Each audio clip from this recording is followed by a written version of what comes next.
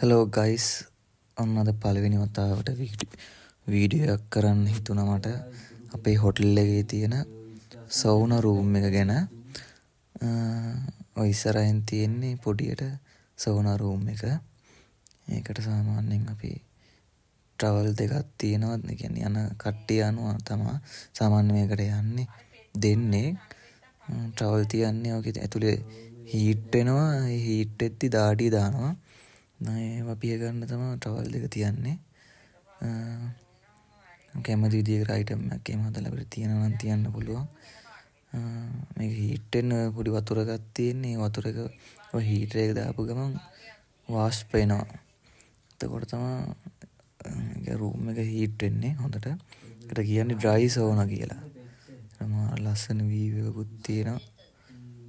ඔතන එහා පැත්තේ ෂවර් රූම් එක තියෙනවා නා ගන්නවා නම්. මෙතනින් තමයි ඔන් කරන්නේ. මෙතනින් අපිට ලයිට්ස් ඔන් කරගන්න පුළුවන්. මෙතනින් තමයි අපි සවුනා රූම් එක ඔන් කරගන්නේ. එතකොට මෙතන ටෙම්පරේචර් කන්ට්‍රෝල් කරන්න පුළුවන්. ඔතන ටයිම් එක ඇඩ්ජස්ට් කරන්න පුළුවන්.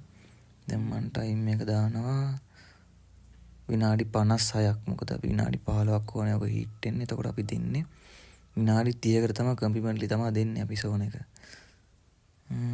තමයි ඉතින් සෝන එක ගැන ලස්සන විව් එක ඉතින්